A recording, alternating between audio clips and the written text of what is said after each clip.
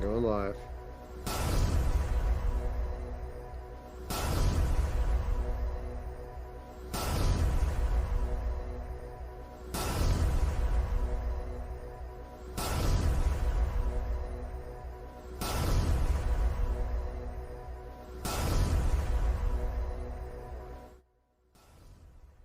Well, hello there, friends, and welcome to Virtual Show 70. I'm your host, Wes. With me, as always, my good friend Ruuts. Ruuts, same show, different day, but it feels a little different, don't it? It does actually. It feels a lot different. It feels like less chaos. I mean, I don't know. It was cool doing the Sunday Monday, but it was like one show to the next, and we didn't have the time to get a breather in between a lot of other things. And I think it's going to be good. I feel like we betrayed Monday, but we took Wednesday in and we nuzzled it in, and we're making it a new deal. So I'm excited. Yeah, me too. It is way more relaxed. Like, that's the big difference here. Other than people aren't expecting the show on Wednesday, and I guess it's going to take a few weeks for people to figure out that we've changed it around a bit. But from the production side of the camera here, uh, you know, normally we're talking about two games that we've crashed in an hour or two each, maybe. But now, since it's on Wednesday, we've got four games, and I've got multiple play sessions in everything that I'm going to be talking about. And I assume it was the same for you, right? Yeah, well, except for one game because I don't have access to it. But I almost thought about picking it up because I saw PD doing a little VorpX with the first topic we're going to talk about. But a wise person named Wes said, "You don't want to do that, bro. Like the environment is so cool in this title, you want to wait." And if you can, because I'm hoping it comes to PCVR. I'm assuming it will, and just watching some of this VR footage of it was, I'm getting excited now because like I'm watching this scene that I picked, and there's so much going on. All these people and all these things happening, and it's super cool, right? It is, and there's many reasons, or at least a few very good ones, why I wouldn't jump in on the VorpX train just yet. But before we get into that, let's start off the way we always do by first saying hello to our friends in the chat and reminding any of you who might be new to please click that big red button down there if you haven't already. Get that bell while you're at it. Really important. So close to 1,000 Ruuts. We're just right there. A few more is going to push us over the line. I know, I'm a little scared, Wes. It's like, you've been waiting for something for so long, and it's like you're gonna go to Disneyland, right? And you're like you're hoping it's gonna be as good as you think it's gonna be. But I think it will be because it's Disneyland. Who doesn't love Disneyland, right? Well, I tell you what, man, a lot of people don't see what goes on behind the scenes here, but I feel like the bar here is raising pretty regularly in different aspects of what we're doing. And I think that that's just going to be another one, just another event that raises the bar a little bit more for us. And if nothing else, it's going to incentivize us and kind of motivate us to push it even further. Yeah, I agree. And I wanted to shout out Mash Daddy's wife for his the late gift, Christmas gift. She got him a tactical suit. I'm a little offended she didn't get one for me, but I don't think she knows who I am. And I'm not married to her, so I get the fact that she didn't get one for me. But I want one now, Wes. I saw that Mash has one. Now I want one. So hopefully I'll get one soon. I'd love them to Yeah. just give one to the show, right? Like two of them. That'd be cool. Well, I mean, maybe one day if we keep growing and the patrons keep contributing, these will be the type of things that we can invest in reporting on for the masses out there, right? That's true. That's true. We got to let people know. And that being said, Mash Daddy, you need to report to me how cool it is because I need to know. So Absolutely, that's what the Discord's for. And Mash Daddy kicking it on the Discord every day, as is most of the people who showed up in chat. I see Onakazi and Overgees have made it. Bitey, thanks for coming. Quadzilla, Gamer Chick, ever faithful. Thanks for stopping by. And Spry Guy, what's up, buddy? yeah, Michelle But said, Dylan said your wife says everybody wants a tactical suit. So hopefully maybe you'll get one for a gift as well. I don't know. Yeah, I was showing her the pictures and her mouth was watering as much as mine was. So congrats, Mash Daddy. I mean, you got a pretty neat little toy there. Uh I mean that we've watched promo material on that one. It's got the localized haptics and stuff on the front and the back. Ooh, I mean, it's a pretty amazing thing. wow. Well, now I'm even more jealous. Gamer chick just stopping in. So, hey, what's going on, Tiffany? Always good to see you here, for sure. Absolutely. But what you were saying there a minute ago, Roots, with Hitman, you might want to pump the brakes a little bit on the VorpX because I know a lot of people were kind of crapping on the control scheme that they put into place for the PlayStation VR because it is a bit of a half measure, right? They didn't use the Move controllers. Mm. They went with gamepad, but it's tracked gamepad. And you might not think that it's such a big deal, but it is. The things that you use the uh the tracking for with the gamepad really does up the immersion. You do have some semblance of hand presence in the game. Now, with that said, it obviously isn't full, 6 DOV hand presence in the game, but something is better than nothing. And what they give you works very well so long as you have your camera set up properly. And that's a big deal here. And I put an emphasis on that because your camera placement for this game is very different than other games. I had to take my camera down. I had to get it a little closer because that light bar is not very big. But when you do get it in the right position, all of a sudden, you've got your hands and you can grab pistols and aim down the sights. Everything that you can do in a VR game, even if it is one handed. Huh, well, it's still cool, right? At least they have the hands in there, man. They didn't have to do that. They could have done like Resident Evil or any other game and just had to use complete controller. And so, what are you suggesting that the VR on the PCVR they would use both controllers? I'm assuming. I mean, why would they not, right? Um, I would think so, but I could tell you why they would not because this world is so interactive. I got to imagine if you had full freedom to just interact with everything with both hands, it would be a lot more difficult for them as developers to keep the player corralled. It's a lot more to plan for as far as damage control for them if we can really just tinker with everything. By using a gamepad, they can limit us in our interactions just enough to save them a whole lot of child proofing, for lack of a better term. It's a lot more difficult for us as gamers to break their game with the limited control that they've given us with it. that's true. That's true. Now I was watching somebody play this flat on the I think it was the third one. This is obviously the first one. This is the one Wes played through or has been playing through. And everything's third person, correct? In the flat version, or is there? That's right. Okay, so part of me, like, as I was watching Doctor Disrespect play it last week, right? And what was cool was like as he would change into costumes and stuff, then you're watching your character walk around in this new, as a completely different looking character. That's the only thing I would think that I would prefer the third person for than the first person. Now, granted, you see your hands and the sleeves of whatever costume, but I feel like that kind of gets lost in the shuffle, right? That was like it seems like that's one of the coolest things about Hitman is you're constantly becoming a different character. You're changing costumes and stuff, and slipping in. And so as you're walking around as a guard or a policeman or whatever it is, you got a very good idea that you're that policeman. Whereas when you're in there, I would imagine like I can't see what the hell this dude looks like right now. I see his arm. Um, Right. and that's not, I mean, don't get me wrong, I would still rather play it first person.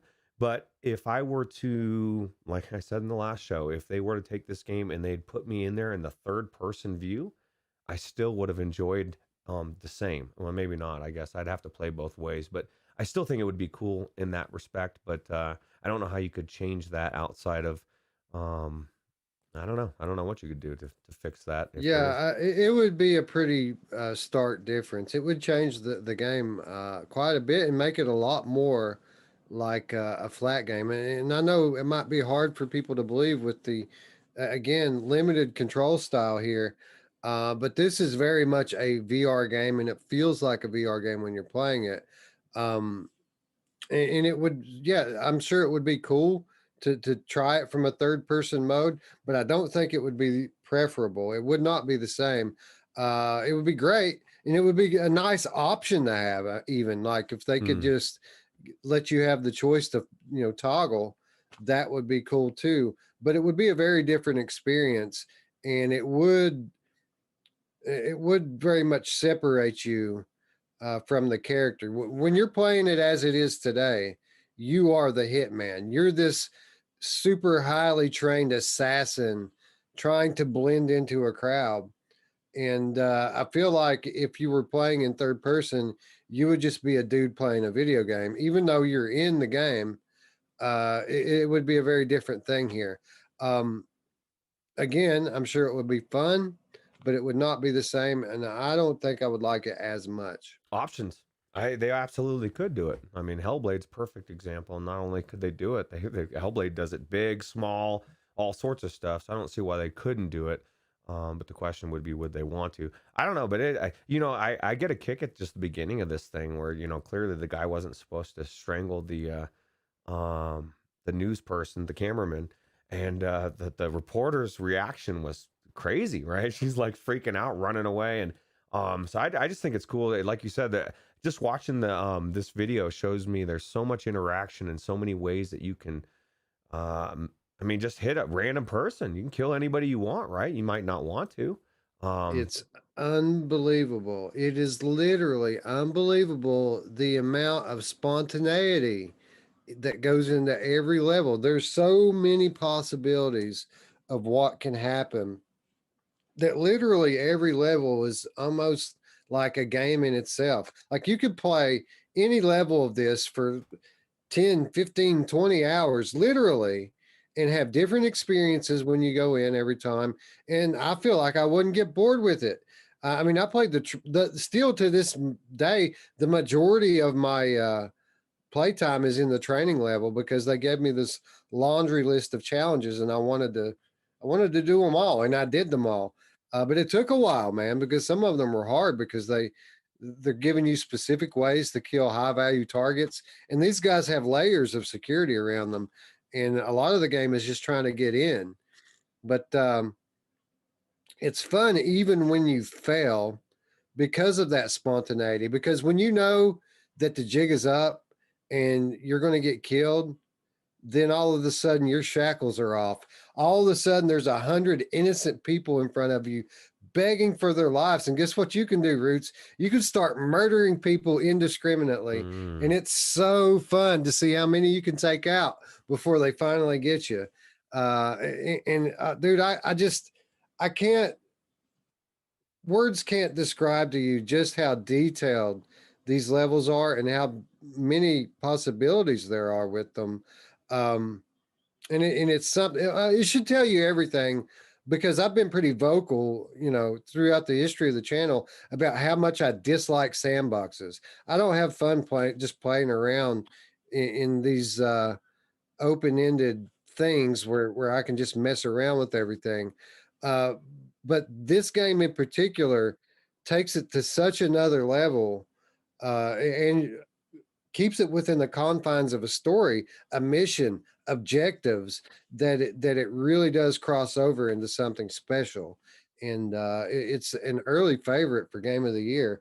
And at this point, I wouldn't be surprised at all if I'm sitting here in 11 months from now telling you that this was the best game that came out this year. wow, I wouldn't doubt it either. You know what, the elephant in the room that we haven't even talked about, which I guess we kind of touched on a little bit, but this is Hitman 3.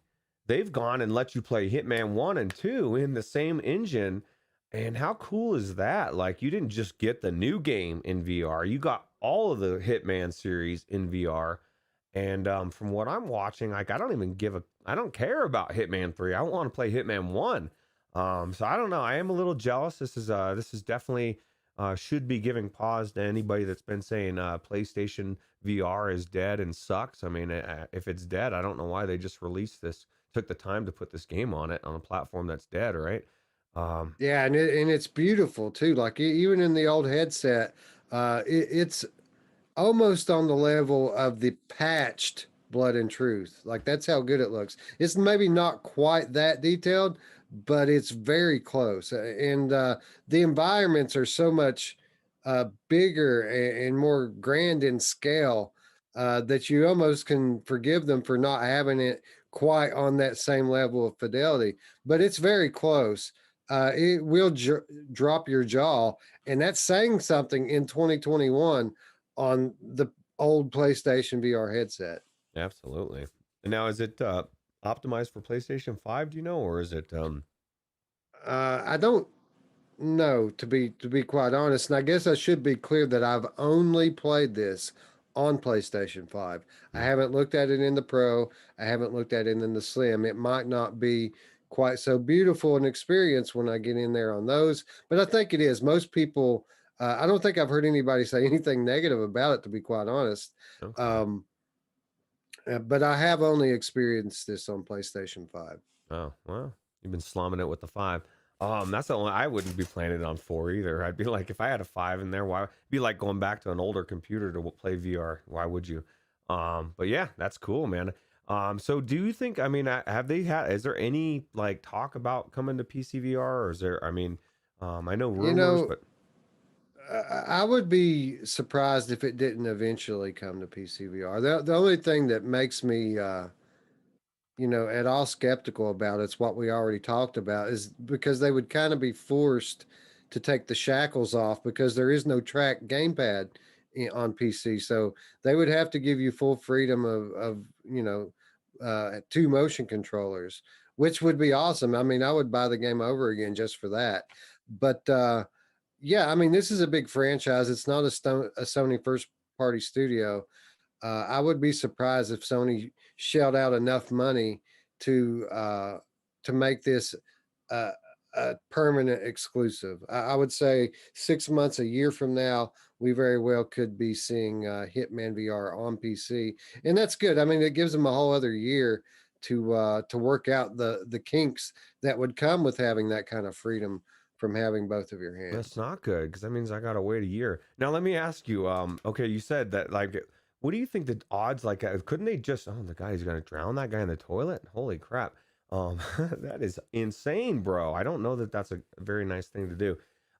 Couldn't It's they? awesome too because you have to set that up. Like you have to do things to get these guys to go into the toilet so you can drown them in it. Well, that doesn't look like a good toilet to get stuck in either.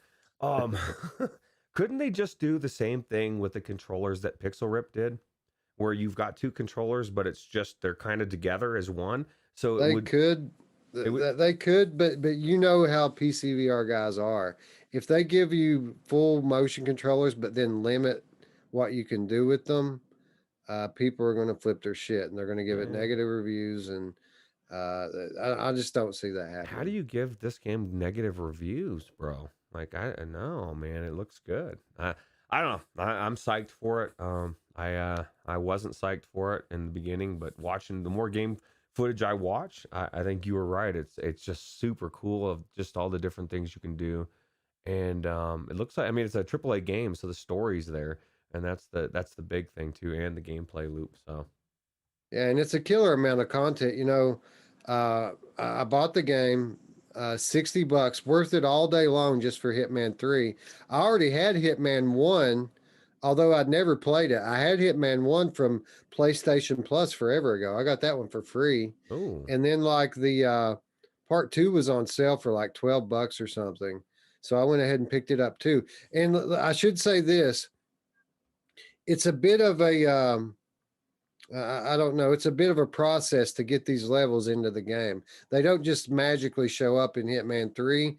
And if you only have Hitman 1 and Hitman 3, you can't import the levels from 1 into 3. You have to have 2. And hmm, the way it works is you have to go through the process of importing the Hitman 1 levels into Hitman 2.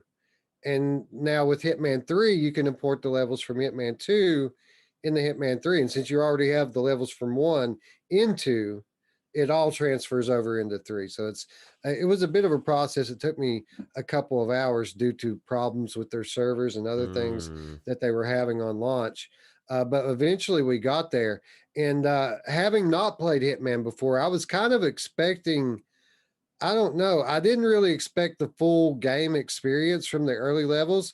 The way that they talked about it, they said you can import these levels, and I knew they were sandboxes. So I just kind of thought that they would allow you to maybe play through a story level here and there, disjointed. You pick the level, you play it, and it kicks you back out. But this is full on linear story mode. So you Mm. start at the first level. There's cinema sequences in between. You play through the whole game, man. You play through the whole game. It's really impressive, and it is a lot of content.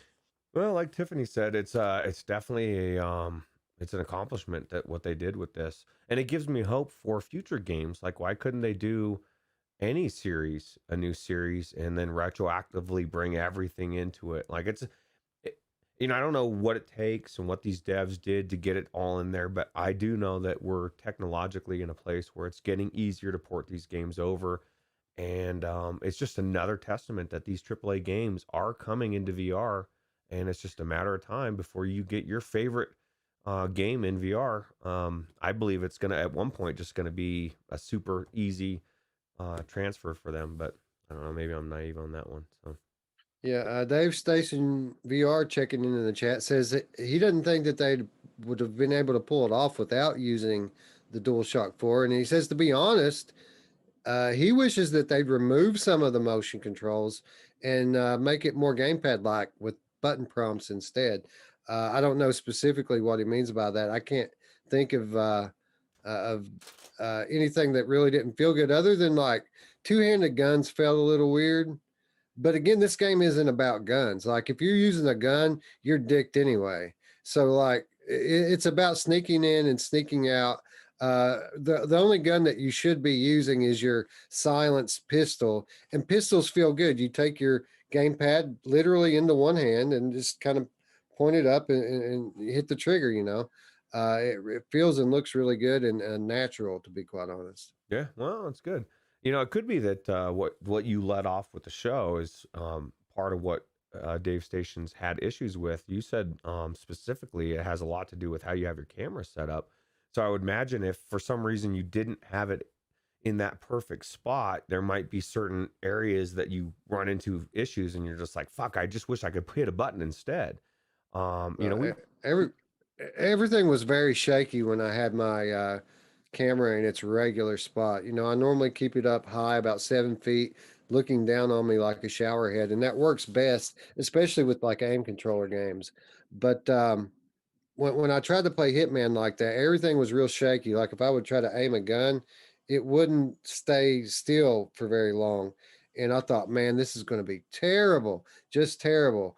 But then I just decided to give it a shot. I brought the camera down and mounted it to my television. I've got like those that two-sided Velcro stuff that sticks to itself. Hmm. I've got mounting points for my camera all over the place. And I put one on the back of my television, just kind of stuck my camera to it and scooted my chair a little closer and got closer to the camera. And at that point, everything straightened up and it worked perfectly after that. Oh, cool. Well, that could be the problem, I guess. But I'll tell you what, I want to play it, and I'm gonna go VorpX it right now. No, the biggest thing, like I watched PD's VorpX video, and he had to go into like some camera mode, to go through first person, and it was cool, except for the crosshairs. But what the deal breaker for me was the having to get out of camera mode every time you wanted to climb a ladder or do anything. I was like, you're going to be going in and out of this camera mode to be just so that you can feel like you're in first person. No, I'm already out. I'm already outed, Well, myself. So, Well, I can tell you, you don't want to have to deal with any kind of jank like that, because there's quite a few situations that you're really trying to escape by the skin of your teeth. Like you've been found out, or they're suspicious.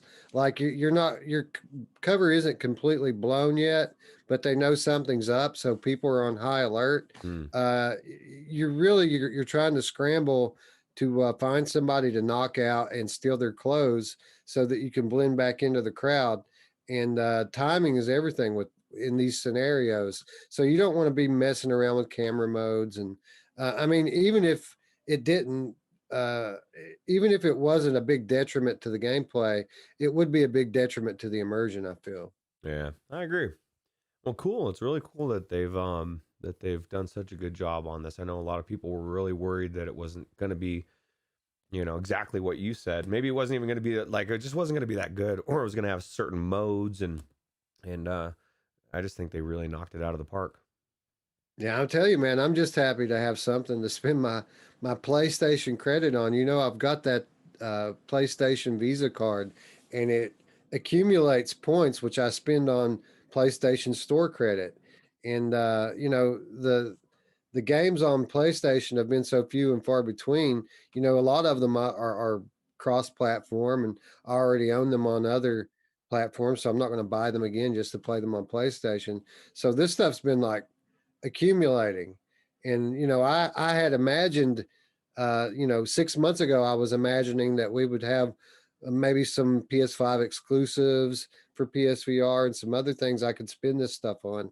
But that hasn't happened, so I was quite happy to have something to spend this credit on. And even if I was paying out of pocket, I feel like it's worth every penny. And it wasn't that long ago when we were talking about Medal of Honor and talking about how high a bar that you set when you price a game at $60 and how it's almost impossible for a VR game to live up.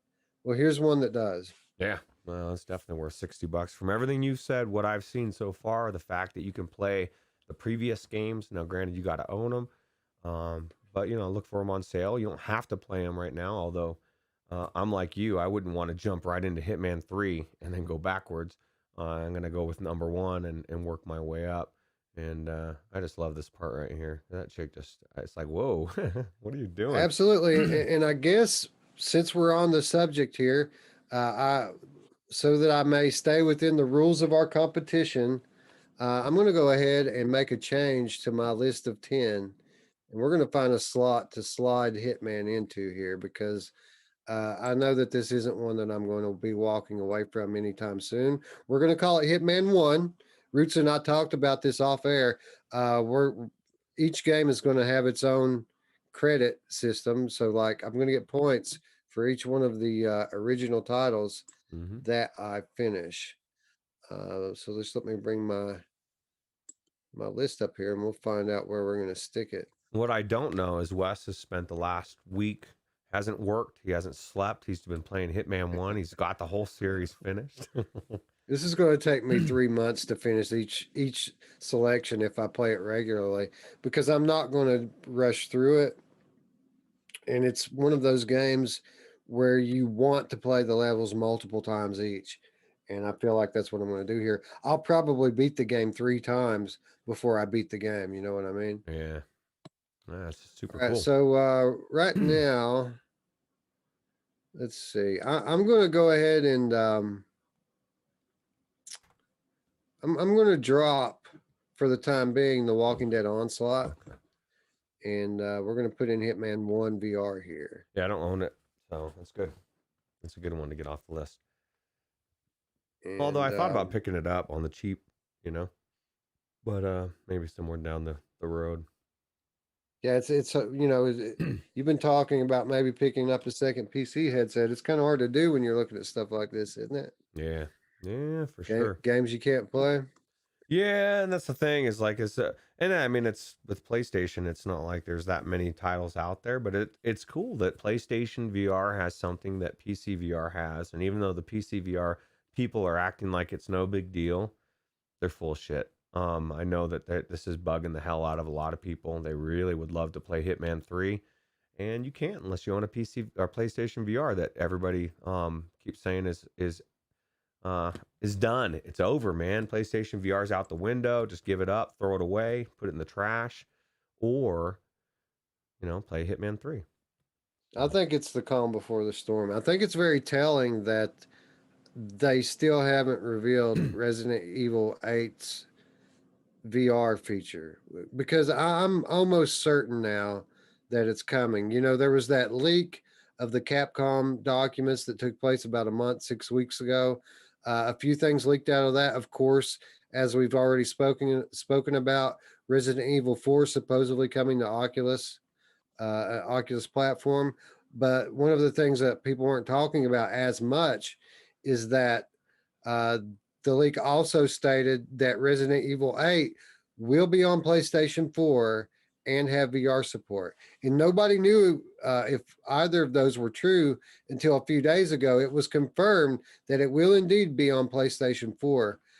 So, I mean, that's got to mean something, right? I think it does. And the success. I mean, just look at how much everybody's geeked out about. It's like somebody in the Discord said, like, why is everybody talking about Resident Evil 7 VorpX again? This has been out for years. It's Resident Evil 7 in VR, and it's even more stable than before. So, of course, and it just shows you that there's that much love for the series, and it did so well on the PlayStation VR. Why would they not release it on number 8 out? So. I think they will. So Google says that Hitman 1 is 8 hours long. So Oh, I'm going to go ahead and call it a medium length game and make it 10 points. cool. Cool. Sounds good to me. All right, but yeah. Anyway, I'm still very early in this game, but I know everything I need to know about it. I highly recommend it to anyone out there that has a PlayStation VR. Do not wait for a sale. Buy it now. This is all the game you're going to need for a while. Yeah, absolutely. All right, so what do we have next on the docket here, Ruuts? Oh, Synth Riders. Um, rhythm games aren't so much our forte here. It's not our favorite genre. We don't play them very often. But when I was approached last week with the opportunity to check out Synth Riders, after giving it some thought and listening to what other people have had to say about the game and talking to Ruuts, of course, we decided to give this one a look because a lot of people have really good things to say about this game, don't they, Ruuts? Yeah, yeah. And Radio Runt, he's the Audica king. He says next to Audica, this is the second best rhythm game. He says it's hands down better than Beat Saber.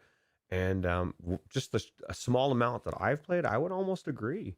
And for the exact reason that you've said, you're moving, you're going through environments, you're getting to check out. And this thing that you told me to go into right before the show, which is what this video is. It was like you were going through the wave and you were doing a game at the same time. It was so cool. It was just very unique, and it just shows you like what they could do with art, artistic stuff, just to make it that much of a better experience. So, Absolutely. Well, this thing that you're talking about here, this is the Muse algorithm experience. And this was something I was not expecting. This is also the thing that the developer was contacting me. This is what they're promoting right now. This is a new DLC for Synth Riders. It's Synthwave Essentials 2. It's got new tracks from Muse on it. And this particular track, Algorithm, has what's called an experience that comes with it. So you're playing the game, but it's unscored. It's just all about the experience. It's about the music, the visuals, the haptics, the way it all integrates together. And literally, Ruuts, like I've been playing this game I've played it quite a few times now, and I had not tried this track out yet. And just before the show, it dawned on me, oh, this is the thing they wanted me to talk about. Maybe I should check it out. So I clicked on it, and it asked me if I wanted to play the experience, and I'm like, experience? What do you mean experience? Sure, I'll check it out. And it was really impressive, and I had a lot of fun with it. yeah. Well, what's crazy? This is expert mode of the experience, and obviously, like you said, it's not score related. But man, there's so much crap going on in here. I couldn't believe I did this. Oh wait, this wasn't me. I did not do this good. But it was cool, man. It was. I like the music. I like the visuals. Just everything about it. Although I don't feel like I'm very good at it yet. It looks like it'd be easy to be moving your arms around, and this is all you're doing. It's not, man. There's just there's just all sorts of shit going on. It gets kind of, for me, a little bit confusing at times when you get to a certain point. But no, it's super cool. Well, the game itself is as complex as you want to make it. So like there's different types of gameplay. The basic gameplay, you're just catching these things. They're flying at you, or I guess you're flying into them and you're catching them. But you can tweak the rule set so that your accuracy counts for more, or you can even make it so that if you punch them, Ooh, uh, that counts for even more. So you can kind of tweak the rule set uh, to, to change the gameplay pretty significantly. Um, with the difficulty levels, I found it easy to be just that. It was super easy. It was too easy. Like I was walking in off the street getting perfect scores on levels, and I was just like, man, this is way too easy. So I kicked it up a notch to normal, right? The very next one in the succession, and it was hard, man. Like I went from too easy to almost too hard. Like there were certain levels that I couldn't beat on normal. Going from hitting perfect almost every time to not being able to finish them. So it was a big jump between easy and normal, and it almost frightens me because there's like I think three more levels above normal that you can play on. I can only imagine how chaotic it must get. yeah, yeah. It's just all sorts of stuff. I think I started on normal. I don't know what I did. It's funny because I'm the one that goes on easy on everything, and you're like, I ain't doing easy. But yeah, it's definitely a really cool game. I agree with Radio Runt. Beat Saber is cool, but I think this is cooler. Visuals are definitely way cooler. The music is better. Well, of course, I guess it depends on what kind of music you like, but I thought the track, especially for this, was super cool. So, Yeah, well, here's the thing. I'm not really going to stack it up against the other rhythm games, and here's the reason why. Again, we don't play them, and since I last played Beat Saber, since I last played Audica, since I last played Pistol Whip, they've all had multiple significant updates. They're different games now than they were when I played them before, so I can't really say that this one's better than that one anymore. So here's what we're going to do. And Ruuts and I talked about it last week. We're going to start playing these games. I'm going to start using my kind of palate cleansing time to put in 15, 20 minutes into a rhythm game here and there. And it might be a month from now, it might be 2 months from now. We're going to do a comprehensive comparison episode right here on the virtual show.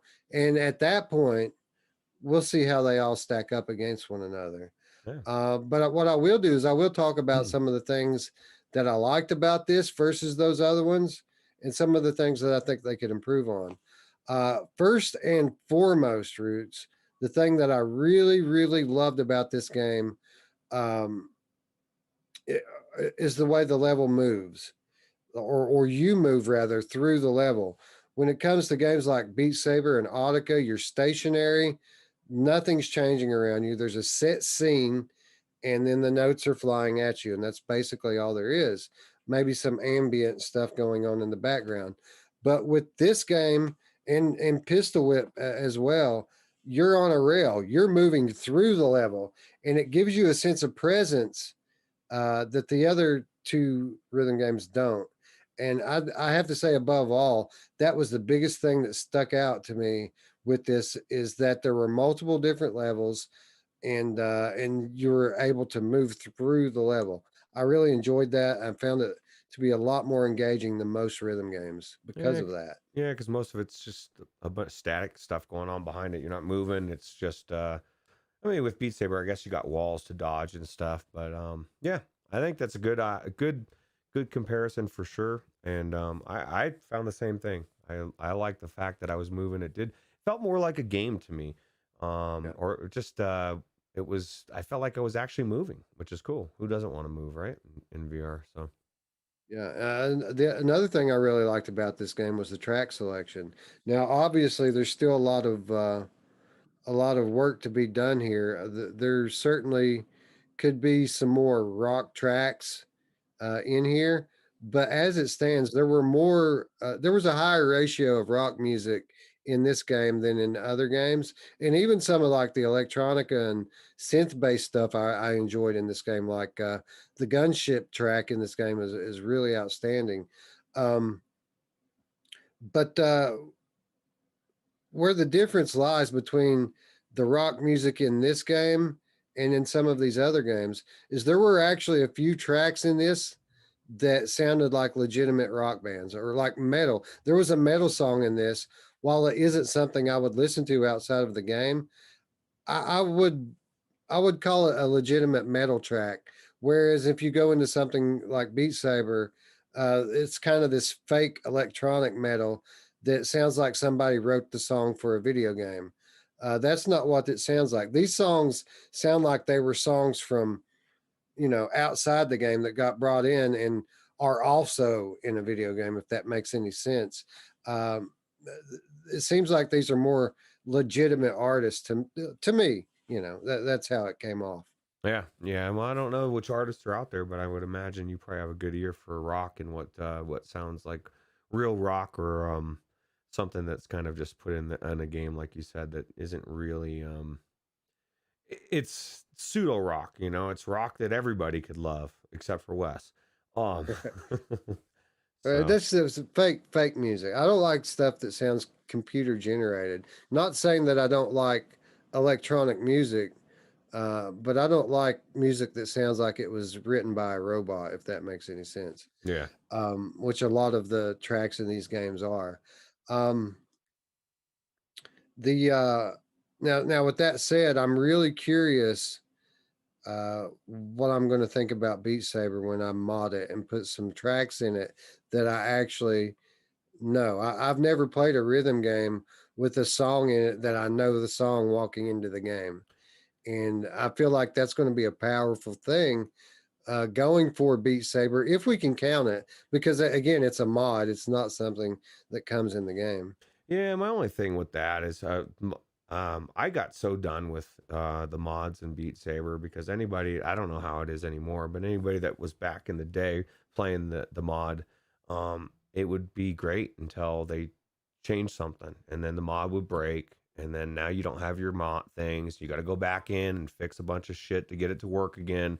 And that happened like 5 or 6 times, and there was a point where I just said, I'm done. I'm not doing it anymore. I've done it too many times, and to be honest, I don't. It's great to listen to these music things, music you like, but rarely have I played a track that is made well for music that you like. It's usually just slapped in there and it's got your music, but it's not like when you play a track that somebody's professionally made for the game, whether it be Audica, Beat Saber, whatever, you can tell it feels right. You know what I mean? Like it's just the rhythm and everything is, and you just get into this thing. But when you play these tracks that are your favorite songs, it's your favorite song, and you're just slicing blocks, bro.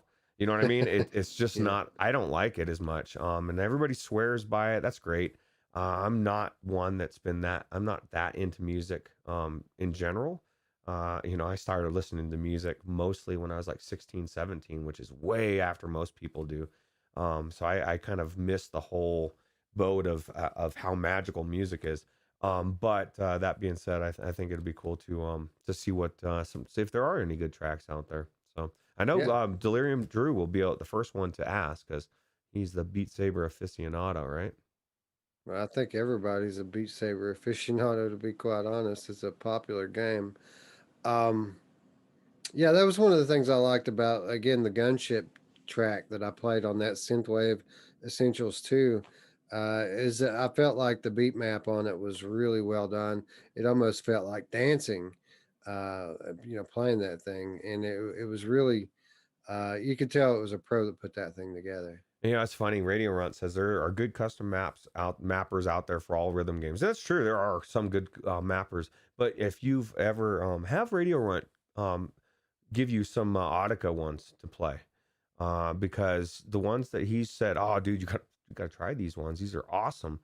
They're so hard I can't do it, dude, because Radio Runt is so good at the game. He's sending me to these amazing maps that they're just too good. I mean, they're too hard for me to play, bro. Like these are expert plus, or I don't know what the hell they are, but I thought I was good at Audica until I met Radio Runt, and then I thought, I'm okay.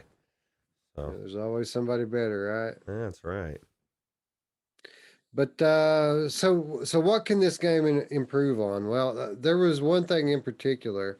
It was very polished and a very well done game in most aspects. But I feel like there's one big thing that all the other major rhythm games have going for them that this game does not. And there's a lot of options here, right? I mentioned before the different options with the gameplay and the different difficulty levels, all the different levels that you can play through, and you can turn a randomizer on that just completely mashes this stuff up for you. But what there wasn't was any sense of direction in the game. It's Mm. all you setting it up beforehand and then doing it. No campaign play at all, and that's what I feel like this game really needs. Is it needs a nice, lengthy campaign that takes the beginner, runs them through a few tracks, adds layers into the complexity of the gameplay as you go through it. And then by the end of it, hours and hours and hours and days of practice, weeks of practice, months of practice down the line, you finally make it through the whole thing and you're an expert. Audica has it. Obviously, Pistol Whip now has it. Beat Saber has it. This game doesn't. This game's all settings, and then you go play, unless I'm missing it. And another thing, uh, uh, this experience that we let off with, the Muse experience. I'd like to know if there were more of those. There's nothing that says this track has an experience. So, like, could there be more? Is this the only one that has it? Is there a way to filter that out? I didn't see any way to filter it. So, those were two things that I would really like to see implemented in future updates to this game. Oh yeah, dude. Like you want an experience button, just have me a category that's got all the experiences if there are other ones. And if there aren't any other ones, well, devs, you need to get some more because it was badass. We want more. Exactly. We already want more, and we've only done one. So hopefully there's more, and I'm sure there's more that will come. And you got to remember, and maybe that's in the plans for a campaign, because I agree. It's just like a good story. It pulls you through the game, and a campaign in a game like this will give you structure and like you said, ramp it up as you go along. Beat Saber didn't have the campaign right off the bat. I don't know that Audica did either. Maybe it did, but it's something that they could easily add, easily in my mind anyway. But I definitely think it would be good. Absolutely. Yeah, I don't, as a beginner, I don't know what I should be tweaking. There's so many different options in this, and I can kind of set everything to basic and go with it, but I don't know at what point should I start, tweaking the rule set to make accuracy more important or start punching the notes. And I don't know which tracks are more well suited for those types of rule variations. I don't know what map goes with what track the best. I feel like the people that created this stuff would have a much better sense for that than me as a player, and especially as a new player, would have. And it's kind of like a good metaphor would be the console experience versus the PC experience. Sometimes you want to just play, and you don't want to, tweak a bunch of settings and stuff to in between every little thing that you do. And I kind of feel like games like this need to be a little more tailored to the console experience, if you will. Just plug and play. Yeah, absolutely. But other than that, I would say those are probably the two biggest things that I would say could be improvements. Even if the game was left as it is, it's an amazing game. I definitely agree with what we were just saying, that we need more experiences. If they don't exist, they need to exist. Because I really did. I felt like I was back in the wave, and I was like, wow, this is really cool. This is awesome music. I'm dancing around. I'm punching things. Hopefully not my wall. And it was fun. I really enjoyed it. Yeah, I had fun in it too. And just as a note for anyone who's curious, we did not try any of the multiplayer functionality out yet. That will be part of the talk when we revisit the rhythm games. I assume we're going to play multiplayer in this and Beat Saber as well, right? Yeah. Scion VR just dropped in, and Gamer Chick says Scion missed his most favorite part, talking about PlayStation VR, and Right. yeah, for Hitman. Yeah, Radio Runt says there are no more experiences as well. Mm. That was the only one. Okay, well, hopefully they'll bring some more.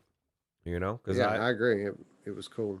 Because even I just like the fact that, like, even if maybe if they have a cool enough track, something like this, just that button to let me click it so that I don't have to. And maybe I guess you can probably turn off something to where it penalizes you. But maybe I just want to chill and just want to watch the show and not even do anything, just stand there. That would be just as fun almost, right? Because it was just so cool, such a visual thing. Risky Business says try out the 360 mode in Synth Riders. It's Ooh. fantastic. I didn't even see a 360 mode in there. I didn't either. That was actually one of the criticisms I was going to level, is that I didn't see a 360 mode. So I'll have to take a second look for that. Now, is this cross-buy on Quest and Rift, or do you know? It is cross-buy, and it's on sale on Steam, if I'm not mistaken, for half off right now, or at least it was on Sunday when we did the free stuff and killer deals. Oh, cool. Well, then I'm gonna have to go download this for my. But yeah, it absolutely is cross-buy. I'll have to get it for my Link store as well, or from the Link We're store. breaking up here. Yeah. Something's breaking up the call. Like I'm losing part of your audio here. I didn't hear exactly what you said. Oh, that's weird. Yeah, it dropped. The bitrate dropped, but we didn't drop any frames or skip any frames. So I don't know. That's really weird. Whatever I said, it was profound. Cool. Let me ask the chat really quick. I was going to say, just let me. I'd like to ask the chat really quickly how my audio sounds. I'm trying out. I switched back to my old microphone, and I moved away from this one before because I thought it sounded a little off. But we've changed so many things since then. I thought it was worth another try. So if it sounds bad, let me know. If it sounds good, let me know. If it's about the same, let me know that too. Anthony says he doesn't give a crap about your audio, but he loves your Arizona sunshine background. Well, he didn't. I threw in the first part, but he does love your Arizona sunshine. So. Yeah, it's really it's there by default. Like I was late getting set up because of all this audio changes and stuff I tried, and this is just literally the one that loads up every time now. And I normally change off of it and go into something else, but this time I just left it. Yeah, I did the same thing, except for I was just going down my list of stuff in my thing, and I kept clicking on something until something, because everything I deleted just kept saying, oh, it's not there. And then I came up to lightning, and I was like, who doesn't want lightning in their background? Like, come on. Right. I mean, that's pretty badass. You gotta admit. I love lightning storms, bro. Like thunderstorms, lightning storms. Some people are afraid of that stuff. I'd be stupid out and stand out there because I enjoy it so much. All right. Anyway, Ruuts, I've been talking a lot, bro. My throat's starting to get a little itchy. Why don't you talk about something that you played that I didn't? Oh, okay. All right. So this game, actually, everybody's been talking about it the last week or so, especially Paradise Decay, and I will throw a shout out to Paradise Decay. This is his video from his most recent, well, I guess it's the second most recent one he did. It's basically our Resident Evil 7 and VorpX, and everybody keeps saying the full VR experience is just as good in a lot of these VorpX games, Wes.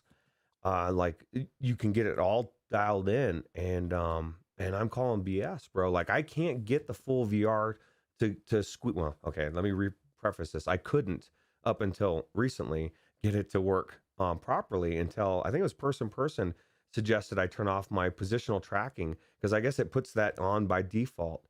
And literally that one setting changed everything, Wes. I got into RE7. I was blown away. Like I literally was in full VR, looking around, doing everything. Everything was perfect outside of the weirdness of the controller. And yes, Derillo, keyboard, mouse, suck it. I don't want it. I hate it.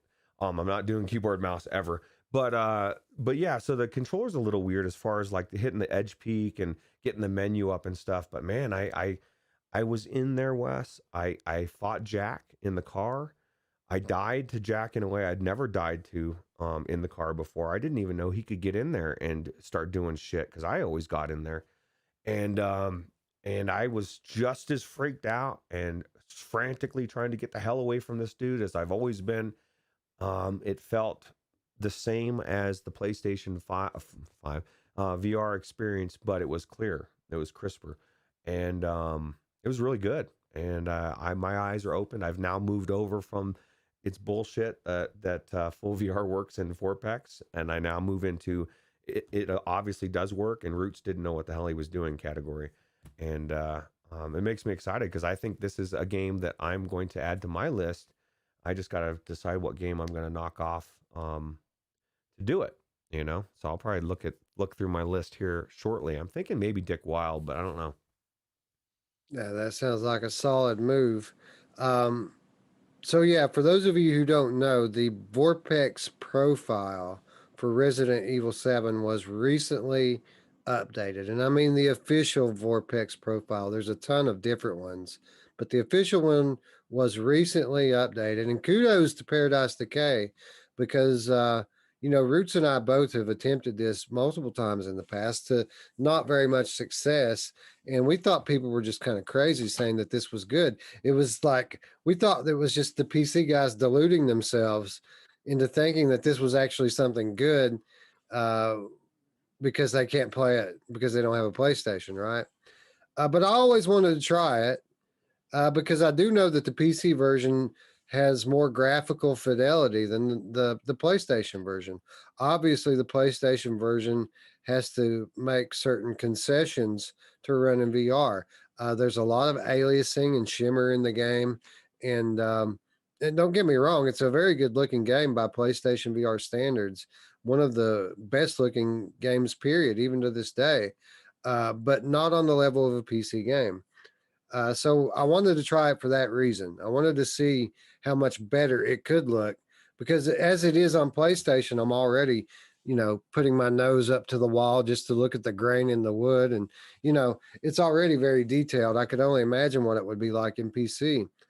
So really, that's my first question for you, Roots, is just how much more detailed is it on PC versus PlayStation? Well, it depends on how good your video card is. I guarantee with your 3080, it's going to look even better than it did for me. I didn't crank it up. I wanted it to run smooth, and so I did.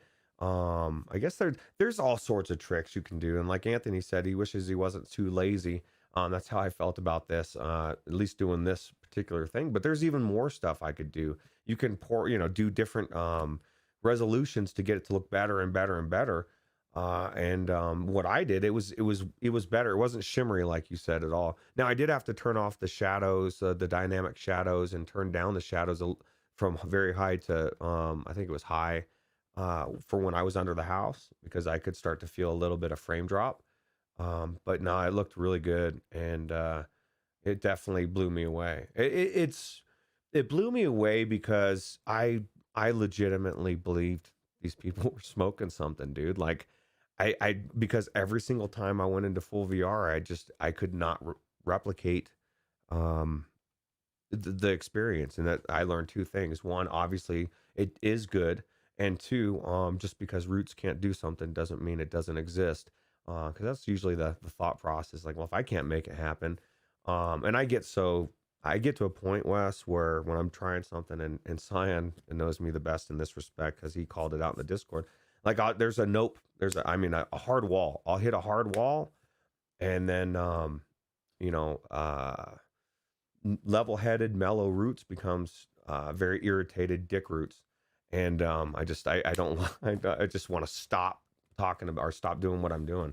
But I'm glad I didn't. I'm glad I tried that positional tracking thing because if I had not, I would have continued to think that full VR doesn't exist in VorpX, and I can try Half-Life 2 or any of these games. There are a lot of different games that are really good in VorpX, they say, for full VR. Now, I will caveat this, and I was just thinking, Wes, at this moment, I can't knock off Dick Wild 2 for this because it would have to be a Helix Vision game because I'm only allowed 2 of those at one time. I've got Dying Light and I've got Gauntlet on there, and Right, so but I will add that you can return any of them. Just because you remove something from your list doesn't mean it's gone forever, that's and you true. can still play it. It only has to be on your list when you finish it. Oh, okay. And it's so As like if I had been streaming it for a long time, just like if you'd been putting out videos, right? Okay.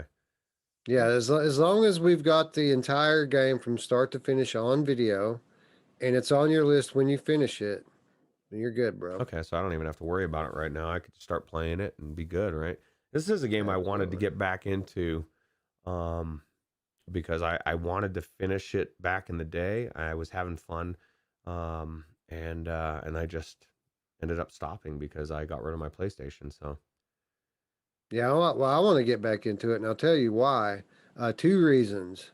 One, RTX 3080. Two, HP Reverb G2. Like, I can have a next level experience in this as long as my PC can handle it, and I think my PC can handle it. So I'm gonna give it a shot. yeah, that's awesome, dude. I can't wait to see what you think about it because I think it's gonna be amazing for you. Now I do need It's my to.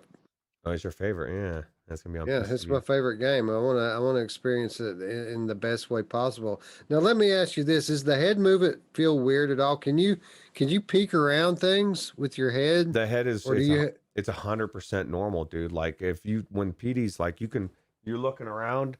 I mean, you're so there's a setting you have to turn off or you have to sit to invert your because it wants when you look up it wants to look down and or whatever. So you hit a thing that inverts it, but it's 100% just like any other VR game. Like I couldn't believe that it was. I mean, you're in VR, full VR. I don't know how else to explain it except for it felt just like any other VR experience to me. So We have Rob S joining the chat. Thanks for stopping by, friend. He says, "What's Helix Vision?" oh Helix Vision is a $5 program that you can buy on Steam, and what it does is it allows you to play your flat pancake games in VR on a screen. But here's the catch: the screen is huge and it's full 3D, so you could play pretty much any game that's runs on Unreal Engine or Unity. You can mod it with Helix Vision and play it in full 3D, and the 3D really pops. Like it's a lot more striking than like on a 3D TV or something like that. It's very 3D, and it's really a lot easier to use than VorpX even.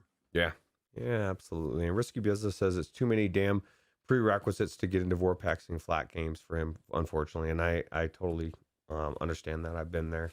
I felt that. Now another thing that you didn't see Rob S said when he joined the chat first thing he said was, "Hell yeah, let's get these guys to 1,000." I said, "Hell yeah, let's do that." So I respect him for that as well. But yeah, it's Helix Vision, $5. Yeah. VorpX is a more expensive version, but it actually lets you get into to full VR, which my last show I said is you might as well go with Helix Vision because full VR doesn't work. I'm now telling past Ruuts you're full of crap. It does work. It's amazing. He didn't know what he's talking about, and you just got to know what you're doing, brah. So Constant battle going on between present roots, past roots, and future roots. yeah, well, see, because that's the And thing. Like past Ruuts always screws me over, bro. Like he'll stay up really late at night, and then I got to get up for work early, and I'm like, "What the hell you doing, bro?" So yeah, we kind of have a little bit of turmoil going on. Anthony asked if anyone's tried Bioshock in Helix Vision. I don't think so, man. Bioshock's one of those games that reportedly works pretty well with VorpX. But I'll tell you what, I did try it in Helix Vision and it was outstanding. Was Outlast 2. Oh yeah. That game is friggin' creepy, dude, and works very well in Helix Vision. You know what also works really well, which Scion VR said he's looking forward to it soon, is Gauntlet. Gauntlet, the Slayer edition, which I picked up, which we're going to be playing through. If anybody has it or wants to pick it up, you can play with me and Scion. So far, I think we're the only two that have picked it up. I think he's picked it up. But anyway, it's amazing, and it's from a you're looking down on it, and the 3D is so good. It's the best version of Gauntlet I've ever played, and it's super cool. Yeah, Drew says he's avoiding anything on VorpX. He's got a middling system, which is actually not as bad when you look at what he actually has. Um, I will tell you what, it would be worth it for, and maybe not even if you don't want to drop the money for VorpX, it, go Helix Vision with it. But these pseudo old school games, some of them side scrollers, some of them top down, even some of them 3D. Games like Journey, games like Little Nightmares, these type of games that aren't very graphically demanding to begin with are amazing in these programs. Journey specifically was it's one of the best experiences I've had in VorpX, and no tweaking involved. You just apply the the the official profile and you play, and it was wonderful. It was great, great Right? What experience. about my friend Pedro? That was cool, right? That Oh was yeah, popped it was so good. awesome. Yeah, there's a lot of good games like that. Yeah, well, I've got Dave in the chat here, being the PlayStation VR expert that he is. I'd like to ask, or anybody in the chat who might know, my Resident Evil 7 on PlayStation updated a few days ago. Does anybody know what that was? Because I don't know what that was. I'd be very curious to know. That's a good question. Anyway, GT joining the chat. Hello, friend. Good morning. Yeah. Yeah, and hopefully you weren't too surprised by Wednesday night or Thursday morning. That's our new slot, dude. So hopefully you're free Thursday mornings, because it's not gonna be Tuesday mornings anymore. Anthony asks, is Bound on PC? It is not. That is a PS4 exclusive, and it's actually a very underrated game. It's a little uh, girly, I would say. It's not very high octane, we'll say, but it's a fun game, or at least it was at the time. But I guess at the time, everything in VR amazed me, so I don't know how it holds up. But I was impressed with it when I tried it. Yeah. No, you know what was really impressive? My roommate was telling me he's the one that bought my PlayStation VR, and the one game, his favorite game is Static of all time of VR games. He always talks about how cool it was. The ending apparently he said just was like he was not expecting it, but I bought that game and I never played it. So Well, it's a great game. It's a great game, Static. I have not finished it. I played through about 75% of it or so, but I never did finish it. he said the So ending was a surprise and it was cool. So I won't Drew ruin it says for you. Bound is in his backlog, like Table of Tales, Souls Project, Detached, Oh, and Immortal Legacy. Now, I have not played Table of Tales, Soulless, or Detached, but Immortal Legacy, bro, you got to get you some cookie pie, man. Get you some cookie pie, cookie man. pie. Who doesn't love cookie pie? Dude, Table of Tales is badass, dude. That was one of my favorite games on the PlayStation VR because it was like the closest thing to Dungeons and Dragons, or in that like a role playing game. I just was so blown away by that and just how the different characters, and like right off the bat as you're sailing across the sea within 5 minutes, you got to choose which one gets sacrificed and dies, and then the other ones that are left, those are your main characters. And that alone was super cool. I definitely recommend Table of Tales, and it's one of the games that I said last episode that there's a few games that I regret when I got rid of my PlayStation 5 or VR. I keep saying 5. Maybe I'm getting a 5 soon. The PlayStation VR there's a couple games that I really didn't get enough of, and that was one of them. Absolutely. Hack says that he really dug Immortal Legacy. Yeah, I did too, man. Obviously, a far from perfect game. It's kind of all over the place with regards to the narrative, but the gameplay elements were outstanding. The level design was outstanding. And in an age where I rarely finish games, this was the one I played all the way through.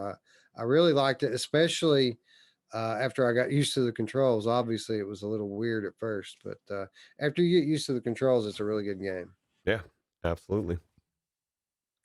Anyway, I guess we should move on to our fourth and final game of this Wednesday virtual show. By the way, permanently on Wednesday for those of you joining us, or at least that's the plan for right now.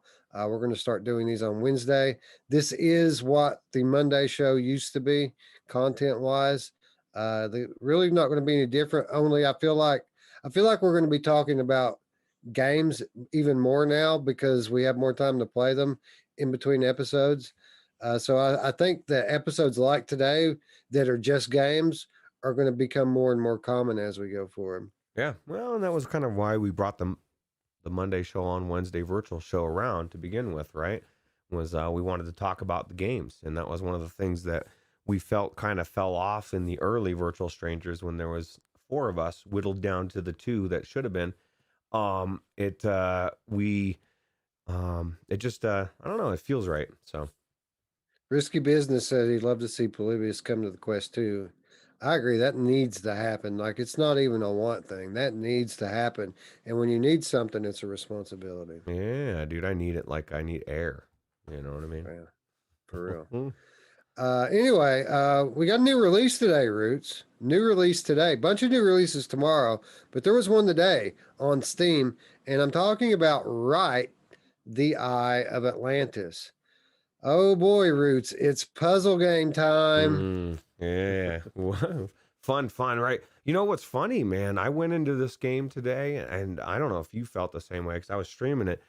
I couldn't believe how beautiful this game was, like the water, and I was just like, wow, like this.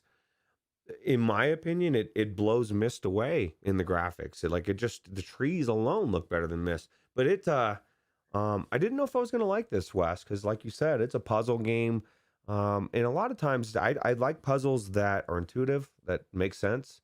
You know, there's sometimes you have puzzle games and the puzzles are like bizarre and they don't make there's no logic to them. But I like these puzzles. They like you could look at them and try to figure them out, and you can just try to figure out what are they trying to do. Like that, there was a one where I had to do the mirrors. I had to redirect this beam of light, and you're looking at different things, and you're like, it's not working. Why is it not working? You got to start thinking through that. I actually like that aspect of it. My biggest gripe is I don't like redoing something over and over and over and over again and not succeeding. So. Yeah, physical puzzles here, right? You have to find things and do stuff with it. That's kind of the name of the game here. You got these things, use it to do stuff. Uh, Pretty fun, the puzzles. I felt like they were kind of easy at first, but as you progress, they ramp up pretty quickly, and it eventually got to the point where I felt it was almost unfair because there was such a lack of hints from the characters in the game, and you really just kind of had to figure it out for yourself. And there was more than a couple of occasions that I almost just said, you know what, I don't need this. I think maybe the game's broken, and then just to find out that oh, well, I just hadn't figured it out yet. Yeah, yeah. Well, and I'll tell you what, that was I was wondering, because right before I was going to play it, Wes whispers me and says, "Hey, if you need any hints or whatever, just let me know." Thinking, man, this dude thinks I'm stupid. And then I went in there and I'm like, holy shit! Now I know exactly what you're talking about because you get to these points where, like even somebody in my chat said, "Oh, well, how about using this torch?" And I was like, I didn't even know that was a torch. Like there's just certain things that like you said aren't obvious in certain ways, but what I was really impressed with, Wes, was the story. I thought it was cool, like the way that they're bringing you in, like as this tourist or whatever you are. You're getting go to Atlantis. They even make this thing where they're talking about Egypt and Moses, and like, oh, that's one of our special things. And I'm thinking, oh, I would be so cool to go. I would love to go into part the Red Sea or something, but. I don't know. I really enjoyed the story. I really enjoyed the graphics. And even I think you said that they're right now it's not optimized for the Oculus Link. So I did switch it down to 72 hertz and turn the graphics to minimum to get it to run right. But they warned us right off the bat, hey, look, you play this on something besides the Link because they're still working on that, correct? Yeah, the big caveat here from the developer. Uh, the only supported headsets at this time, officially supported headsets, Oculus Rift, Oculus Rift S, and HTC Vive. Everything else, you're kind of on your own. But again, Roots and I both played it with Link. I played it with my G2, and I'll tell you the differences in just a moment. But first, Anthony's asking in the chat, how much does the game cost? The retail price for it's $20. It is on sale right now for like 16 or something like that. Um, so yeah, it just launched today. It's got a 20% launch discount. We did, of course, we didn't pay for this. We received review copies. Big thank you to Orichalcum Pictures for granting Roots and I review access. Quickly before we move on, Dave Station says he doesn't know, uh, but there have been two updates to Resident Evil 7 in recent weeks. And allow me to put forth a theory what that might be. You might have heard me mention a moment ago that we learned a few things from that Capcom leak that happened a month or two ago. We learned about Resident Evil 4 coming to Oculus. We learned that Resident Evil 8 was coming to PlayStation 4 and is going to have VR support. There was another thing that they said in that data leak, and that was that Resident Evil 7 would receive new DLC in the lead up to the release of Resident Evil 8.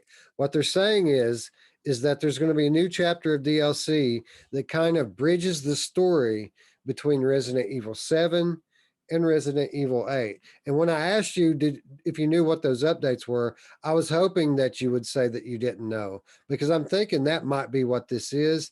They might be pre-installing some stuff that has to do with that DLC, and then one day all of a sudden they turn it on and it's available for everybody. Wow. Fingers crossed that's what it might be. Yeah, I thought it was gonna be like a hidden copy of VR Resident Evil 8. You can find it right right snuzzled in there, right?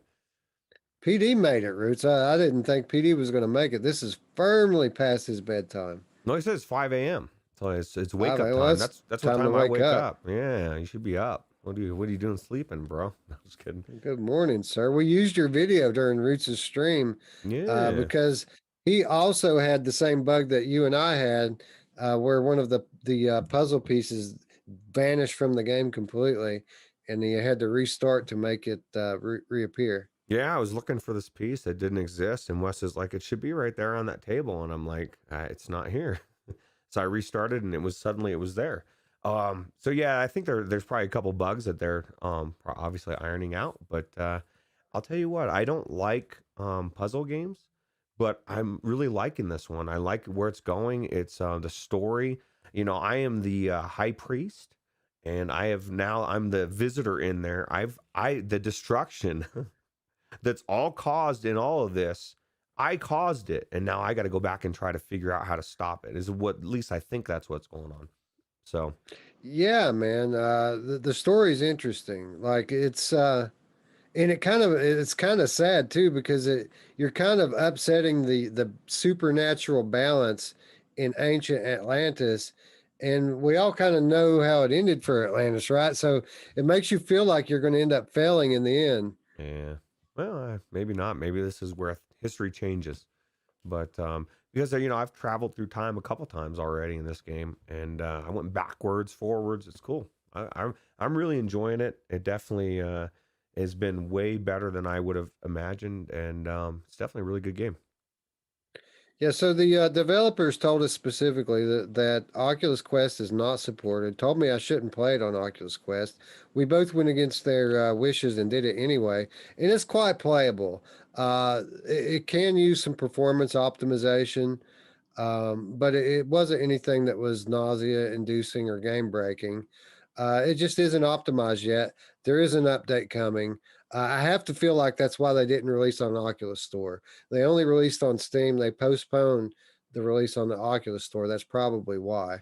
Um, but I didn't find it all that bad. Did you? No, no. The biggest issue I had frame rate wise was at one point on the outside with all that water, and there's just so much.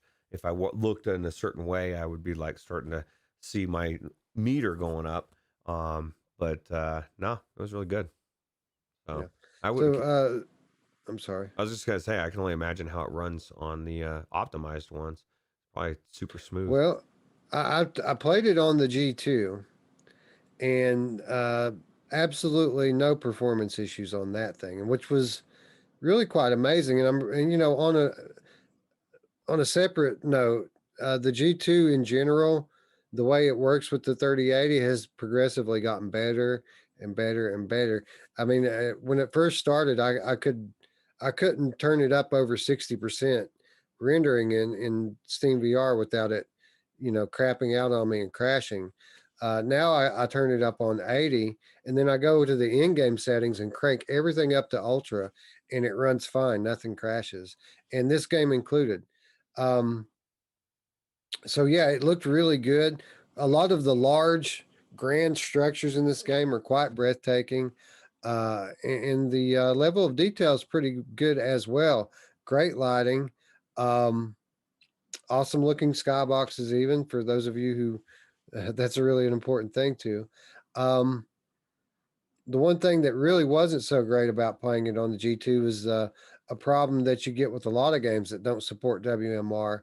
The controls weren't quite there. Hmm. So, like, uh, most of the functions were there, but there was no turning. Like, I couldn't turn, I had to stand up and play and turn my body physically to be able to turn. Also, like, after like playing for maybe 30 minutes or so, my left hand quit working. Like I couldn't grab stuff with my left hand anymore. So I had to do all of this Hmm. just right-handed, which can be, you know, challenging with some of these puzzles. You got to have both your hands. But we got through it. Um, and to be quite honest, I wanted to test it in virtual desktop as well, but we just kind of ran out of time there. Yeah. Well, we still do it. Check it out. You know, I mean, yeah, this is another thing about this game. You said it's $20. It's on sale, $2 off, I guess 20% off. And I saw somebody's video, Wes. It said part one, and it was 4 hours long. Because I'm just into chapter two, and I'm like, how long is this game? I mean, it's got to be a fairly lengthy game, right? Yeah, well, I mean, I'm a little bit further than you got in it. Maybe it's hard to put a time frame on it, right? Because like you got through it a little faster than I did, but you had hints and stuff where I was just kind of dumbfounded with what to do with a lot of this stuff. And again, I got frustrated quite a bit uh, after, especially after I got to chapter two. Like they really don't hold your hand, and you're like, this character's just sitting there looking at you, and you're like, what does this thing do? They don't, you know, they should tell you what this thing does, like those well, I don't want to give it away, but there are certain things in here that have pretty important functions to them, but the game doesn't tell you what they do. It's just like you got to figure it out. um Eh, I feel like the puzzles themselves weren't entirely difficult. It was just coming to an understanding of what the items are and how they work together really was the whole challenge of it. Yeah, it's kind of like Myst, right? Myst is known for having puzzles like that, and they are. And I'm not saying that they're trying to be Myst, but you know, I can't. I have to say something, man. That creepy eyeball pisses me off. It's following me around, Wes. It's judging me all the time. When I can't get the puzzle right, I turn around and he's like watching me. I'm like, get out of here, bro. But no, I agree. I think the puzzles are they like I said. I got to that point, and if it wasn't for Traveling Man 3775, there was a couple puzzles he helped me with that I didn't know what the hell I was doing, and I think he was just like suggesting things. I don't know that he's played it before. Um, Yeah, I was actually kind of impressed with him because I was sitting there kind of giving, you know, vague hints, but he was just like nailing exactly what to do every time with his guesses. yeah, It made me feel like maybe he'd watched somebody play it before, that's but it possible. just came out today. So I mean, how could he have, right? That's true. That's true.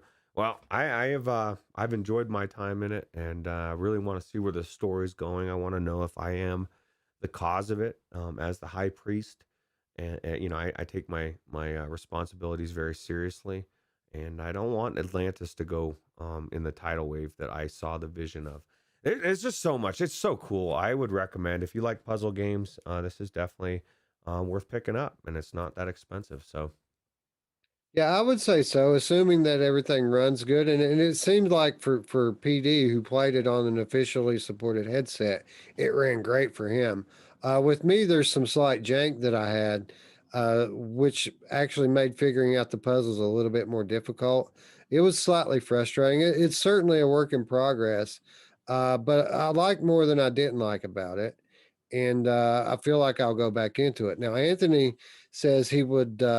His vote would go in to wait until it's on sale, but it's on sale now, dude. It's 20% off Mm. right now, $4 off. So I feel like $16 is a fair price for it, especially if it's if we're not halfway through it yet, then it's a pretty decent length because I probably played it for 3 to 3.5 hours at this point. So Oh wow! How see? I didn't think I put that much time into it until I realized the show was about to start, and I hadn't eaten, and I was scrambling. I was like, I just thought I would jump in for a little bit, you know, and then the next thing I know, and I didn't want to stop. I literally only stopped because I had to get to the show because, you know, we were jamming, dude. We were finding out what was going on. So yeah, I think I made it through two more scenes after where you were at. So like you just had made it to that guard right at the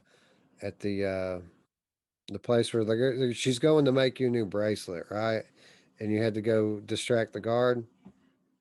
yeah, yeah, absolutely. And that's the Yeah. thing, man. Like I I want the bracelet to be there forever, man. Every time I get this bracelet, all of a sudden it's gone again, and I'm like, man, I got to build this thing again.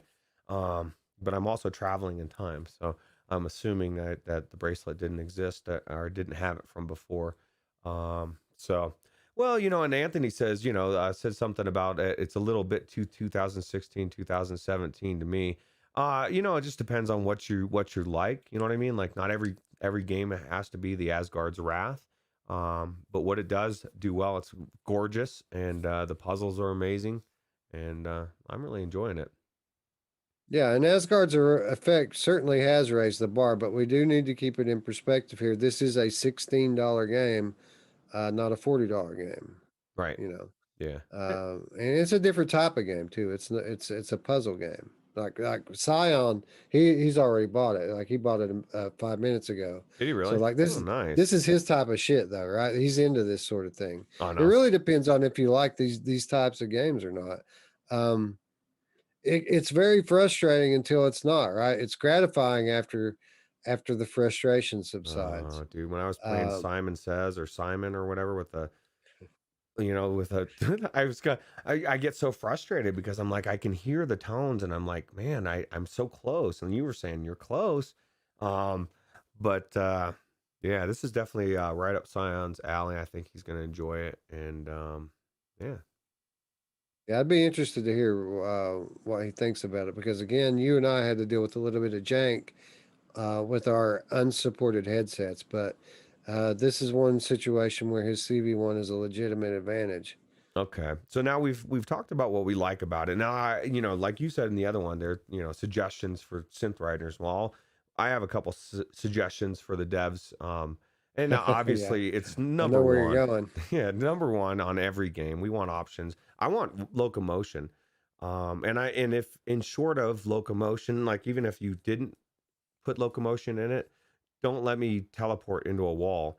Because like I can't teleport onto top of tables and everything else, but I can teleport to partially in a wall, and then it's like you can't hear very well, and you kind of have to lean out to teleport out.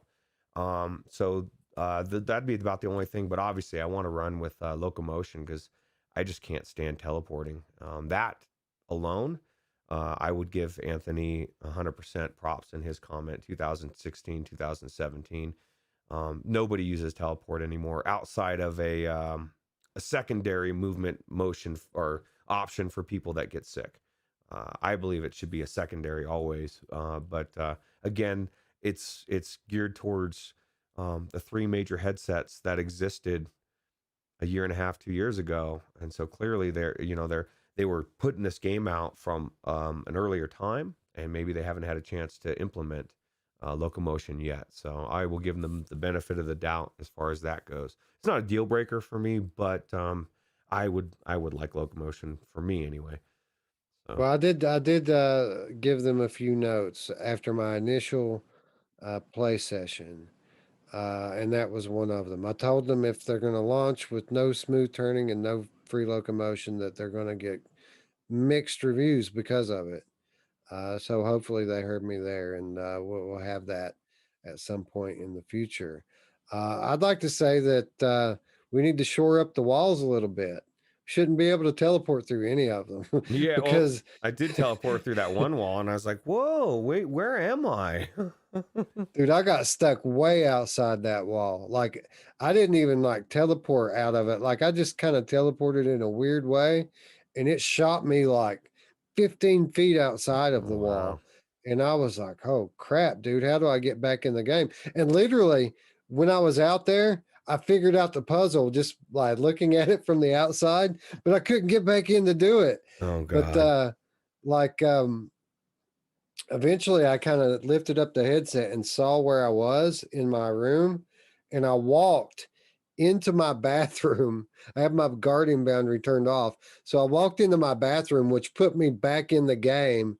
And then at that point, I could take a step back and teleport, take a step back and teleport to keep myself in the boundary until I got back into my bedroom. Yeah. Well, no, that I mean, and literally that aside from the, and I was asking, Wes literally told me before, hey, Quest 2's not supported and Link, they're working on it, blah, blah, blah. I forgot.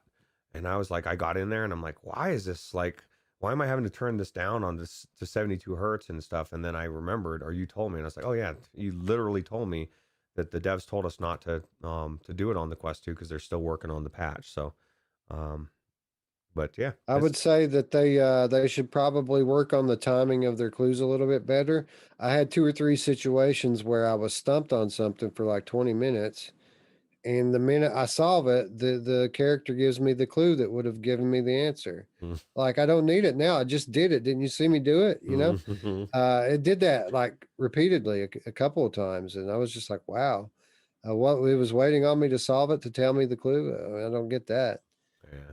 No, I see this. This is where Sion's gonna love this game, I think, and I almost want to watch Sion film it, dude. I'd be interested in watching you play through it because it'd be a good see how you handle puzzles, right? So Yeah, and again, it's really not the puzzle so much as the things that you need to. It's like after you see the puzzle, then you know what it is, but you don't even realize that there's a puzzle there for a while, and then, you start to wonder because of all the other residual jank. You're starting to wonder if the game is glitching out again, and maybe there's no answer. But if you stick with it, eventually you'll find the answer. Unless there's a puzzle piece missing, then you might legitimately have a glitch. But we're talking about a specific puzzle piece, so yeah, well, and I'm sure they'll be fixing that shortly. So hopefully yeah. that won't be many people's issues. But overall, a good experience. Again, far from perfect, but whatever is on day one, right? It's day one jank. It happens to all indie games almost, so it is to be expected. No, and this game released in a better form than Medal of Honor did. So, and that's not an indie company. So. Yeah, yeah, I can say that for sure. Yeah. Anyway, unless you got anything else, I think that's going to wrap us up. No, I think that's it. All right. Well, I want to thank you all for showing out, especially our friends overseas showing up at breakfast time, pre-breakfast. What troopers you guys are. Thanks for all of you showing up and chatting. Again, for those of you new to the channel, if you haven't already, please hit the big red button. Give us those clicks, bro. We need the clicks to grow. And it's just, it's just a click. What are you doing? Click the Yeah, things. and we're so close, like many people have said, gamer tag included.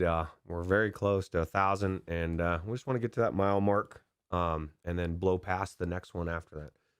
Hopefully. Yep, dude. It's a rocket ship to the moon, Yeah. Roots. Oh yeah. For those of you who have been subscribers for a long time, of course, if you'd like to do a little something more, you can do so by supporting us on Patreon, where for as little as $3 per month, you can gain access to our weekly show notes, as well as the sometimes occasional and always awesome money show. So yeah, $3 a month gets you some pretty awesome stuff there, and we do appreciate those of you who support us on Patreon. Definitely. Of course, for those of you who do not want the conversation to end, well, it never ends, friends, on our Discord. Just scroll down below. You'll see an invitation down there to join our Discord. This is where we live. This is where the people in the chat live and hang out. And we do everything there. We cook breakfast together. We go to the bathroom. We live there, bro. Literally, it's a physical place that we dwell. And you can dwell there too. Just click the link, take the red pill, sign the contract. Yeah, you just got to click. Just do a bunch of clicking. That's all you got to do. Just click everything, bro. Yeah, absolutely. Anyway, with that said, friends, we'd like to thank you once again for watching. For Ruuts, I'm Wes. We'll see you Sunday, maybe sooner. Bye-bye.